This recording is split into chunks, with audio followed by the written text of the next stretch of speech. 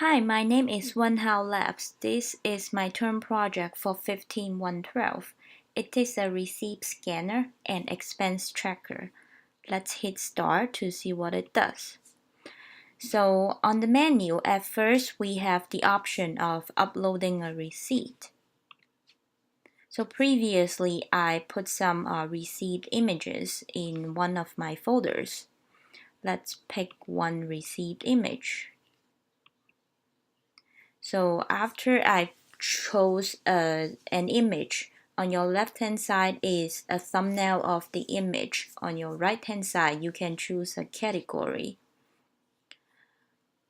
Let's pick home goods. So what happened when I hit continue? So the image will be sent to a Google Cloud Vision API to do the text detection work.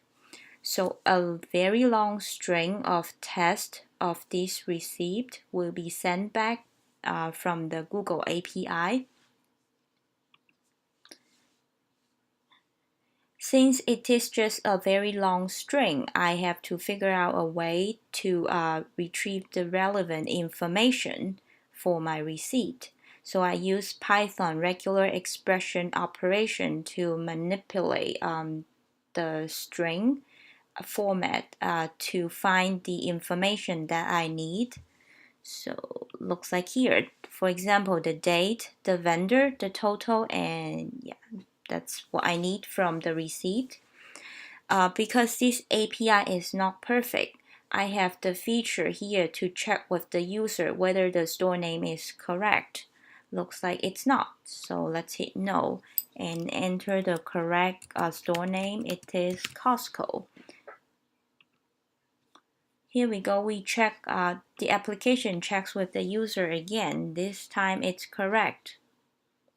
Here we go. I have another feature to detect whether there's a duplicate receipt already in the database. Do you want to add? Okay.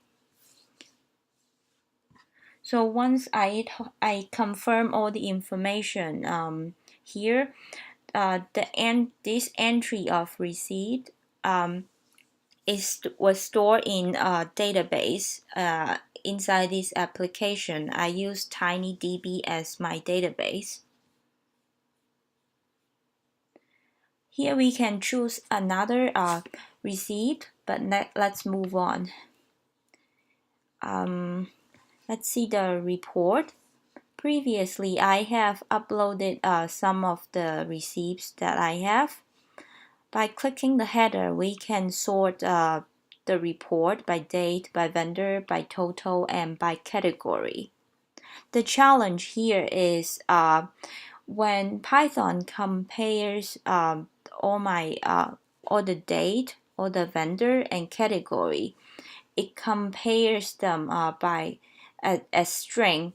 But for total here, if we compare them as string, the result would be different from comparing them as floating point numbers. So I have to figure out a way to compare them as floating point number. Let's go back to main menu and check out the expense chart. By default, it is a blank canvas.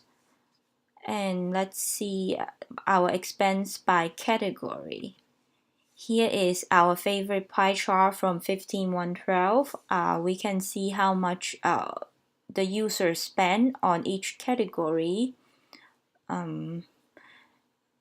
Let's click by month. Here is a bar chart showing how much the user spends each month. Looks like I spent a lot in March.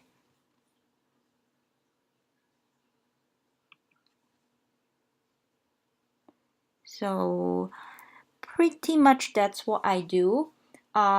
In my code part, I manage all my code in different classes. Like each screen has its own class, and I have another class here called app. It is my main controller of the application. it does everything, communicating between the database and my text detection function, and and the main application. So here it is, my turn project. Thanks for watching and have a nice day.